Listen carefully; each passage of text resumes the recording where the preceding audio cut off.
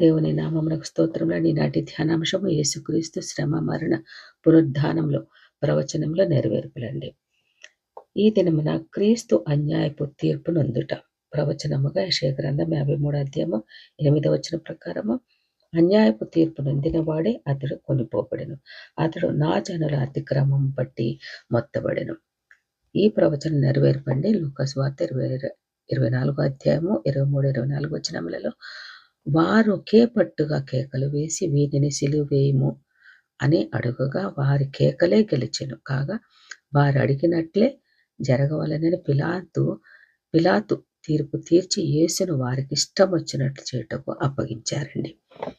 తర్వాత ప్రవచనం అండి, యెరూషలేము తిరిగి కట్టబడక మునుపు పరిశుద్ధ ఆలయము కూల్చబడుట అనుట. దానియేలు గ్రంథము 9వ అధ్యాయము 25, 26 వచనములలో, యెరూషలేమును మరలా కట్టించవచ్చునని ఆజ్ఞ బయలుదేరు సమయమును మొదలుకొని అభిషక్తుడకు అధిపతి అనగా మెస్సియా వచ్చు వరకు 7 వారములు పట్టునని గ్రహించుము. 62 వారములు తొందరగల సమయముల అందు పట్టణపు రాచవీధులను కందకములను మరలా కట్టబడును. ఆ 62 వారములు జరిగిన పిమ్మట ఏమీ లేకుండా అభిషక్తుడు నిర్మూలము చేయబడును. బొచ్చునట్టి రాజు యొక్క ప్రజలు పవిత్ర పట్టణమును పరిశుద్ధ ఆలయమును నశింపచేదురు. దానిని అంతము హఠాత్తుగా వచ్చును. 27వ వచనం ప్రకారం, అతడు అనగా మెస్సయ్య 1 వారము వరకు అనేకులకు నిబంధనను స్థిరపరచునండి.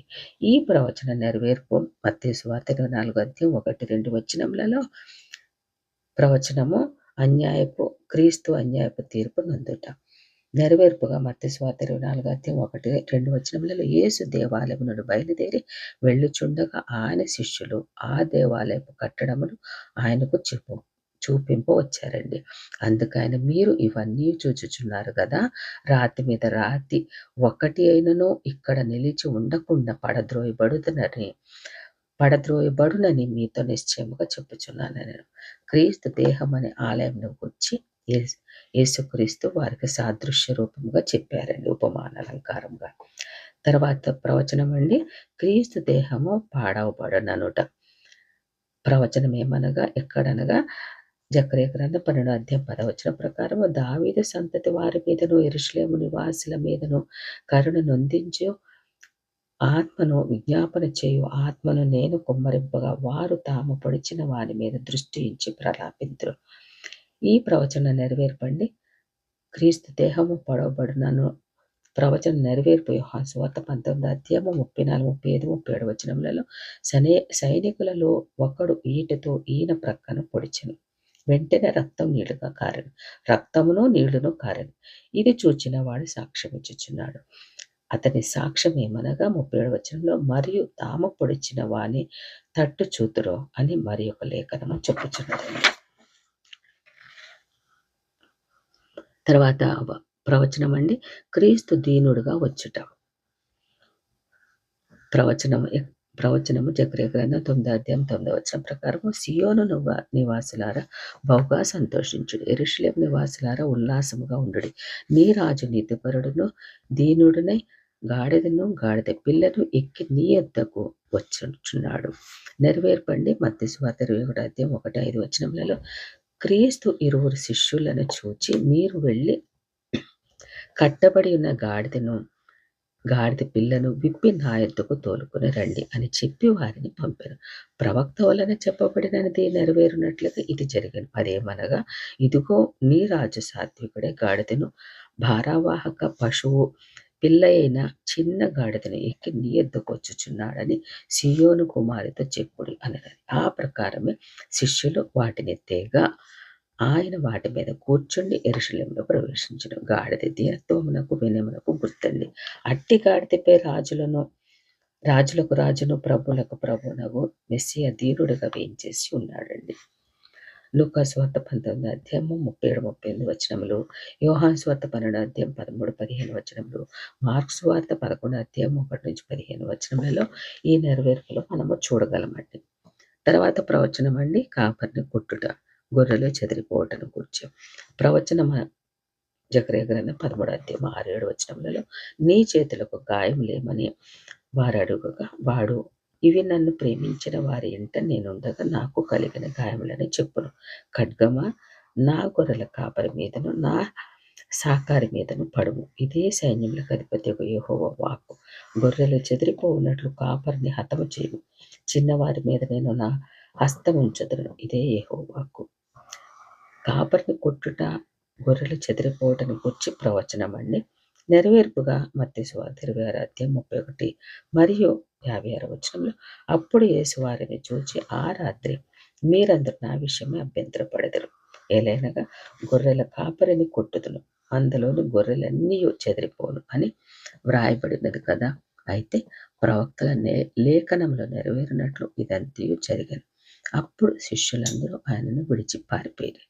ప్రధాన యాజకులు ప్రజల పెద్దల నుండి కత్తులతో గుదేలతోటి వచ్చి వారు యూదా మొద్దుతో యేసును గుర్తించి పట్టుకొనగా ఆ సమయమున శిష్యులందరూ క్రీస్తును విడిచిపోవుట చెదిరిపోవుట. తర్వాత ప్రవచన నెరవేర్పండి. మార్కు సువార్త 14:27-51 వచనములలో అప్పుడు యేసు వారిని చూచి మీరందరూ అభ్యంతరపడెదరు. గొర్రెల కాపరిని కొట్టుదును, గొర్రెలన్నీ చెదిరిపోను అని వ్రాయబడి ఉన్నది కదా. 51 వచనంలో మార్కు సువార్త 14:51 వచనంలో తన దిగంబర శరీరము మీద నారబట్ట వేసుకొని ఉన్న ఒక పడుచువాడు ఆయన వెంట వెళ్ళుచుండగా వారు అనగా సైనికులు అతన్ని పట్టుకునేది. 52 వచనం ప్రకారం అతడు నారబట్ట విడిచి దిగంబరుడే పారిపోయింది. ఇతడు శిష్యులలో ఒకడు అనుకొనవచ్చును. తర్వాత నెరవేర్పండి. కాపరిని కొట్టుట గొర్రెలు చెదిరిపోవట యొక్క ప్రవచన నెరవేర్పు. యోహాను సువార్త 16:32-33 వచనములలో ఇదిగో మీలో ప్రతివాడు ఎవని ఇంటికి వాడు చెదిరిపోయి నన్ను ఒంటరిగా విడిచిపెట్టు గడియ వచ్చే ఉన్నది. అయితే తండ్రి నాతో ఉన్నాడు కనుక నేను ఒంటరిగా లేను. నా యందు మీకు సమాధానం కలుగునట్లు నా మాటలు మీతో చెప్పుచున్నాను. లోకంలో మీకు శ్రమ కలుగును, అయినను ధైర్యం తెచ్చుకుని నేను లోకంలో జయించి ఉన్నాను అన్నారండి. తర్వాత ప్రవచనము కుమారుని కోపమును గూర్చండి. ప్రవచనము ఎక్కడనగా కీర్తన గ్రంథము 2:12 వచనం ప్రకారం కుమారుని ముద్దు పెట్టుకున్నాడు, లేని ఎడల ఆయనకు కోపం వచ్చును, ఆయన కోపము త్వరగా రగులుకొనును, అప్పుడు మీరు త్రోవ తప్పి నశించెదరు.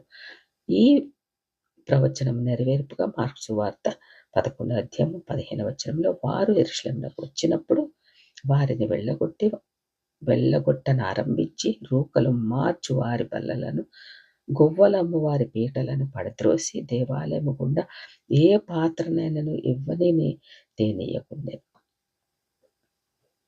ఇదే మాట ప్రవచనము మత్తయి సువార్త 21:12 యేసు దేవాలయంలో ప్రవేశించి క్రయ విక్రయములు చేయు వారినందరిని వెళ్ళగొట్టి రూకలు మార్చు వాని బల్లలను గొవ్వలమ్ము వాని పీఠములను పడద్రోయబడెను.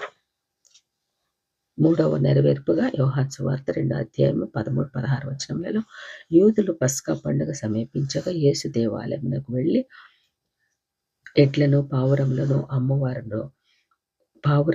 అమ్మువారును రూకలు మార్చువారును కూర్చుండుట చూచి యెరూషలేములో కూర్చొని త్రాళ్లతో కొరడాలను చేసి గొర్రెలను ఎడ్లనన్నిటినీ దేవాలయం నుండి తోలివేసి రూకలు మార్చు వారి రూకలు చల్లివేసి వారి బల్లలను పడద్రోసి పావురములు అమ్మవారితో వీటిని ఇక్కడి నుండి తీసుకొని పొండి, నా తండ్రి ఇల్లు వ్యాపారపు టిల్లుగా చేయకూడదని చెప్పి కొరడాలతోటి కొట్టు అన్నంతగా కోపం వచ్చిందండి. నాలుగవ ప్రవచన నెరవేర్పండి. మార్కు సువార్త 3:4-5 వచనములలో వారిని చూచి విశ్రాంతి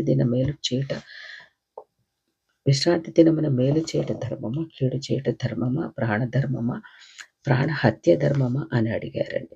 అందుకు వారు ఊరకుండిరి. ఆయన వారి హృదయ కాఠిన్యమునకు దుఃఖపడి కోపముతో వారిని కలయజూసి నీ చేయి చాపమని ఆ మనిషిని ఓచ చేయగల వానితో చెప్పాను. వాడు తన చెయ్యి చాపగా అది బాగుపడెను. దేవాలయమును పాడు చేయుట శాస్త్రుల కఠినత్వానికి ఏసి కోపం చేసుకున్నారని వారి మీద.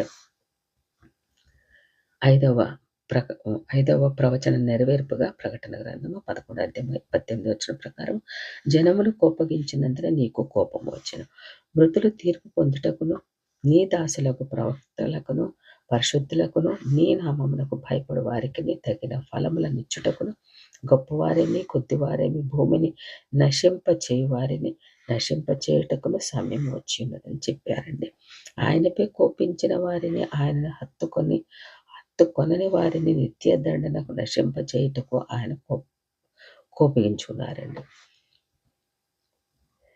6వ ప్రవచనం నెరవేర్పండి. ప్రకటన గ్రంథము 19:15 ప్రకారం జనములను కొట్టుటకు ఆయన నోట నుండి వాడిగల ఖడ్గం బయలువెడలుచున్నది. ఆయన ఇనుపదండంతో వారిని ఏలును. ఆయనే సర్వాధికారి దేవుని తీక్షణమైన ఉగ్రత అనగా కోపము అను తొట్టి త్రొక్కును. ఆయన అనగా దేవుని ప్రియ కుమారుడైన యేసుక్రీస్తు తనను అంగీకరించని అనగా ముద్దు పెట్టని వారిపై కోపించి ఉగ్రత చూపించారండి. ఆమేన్.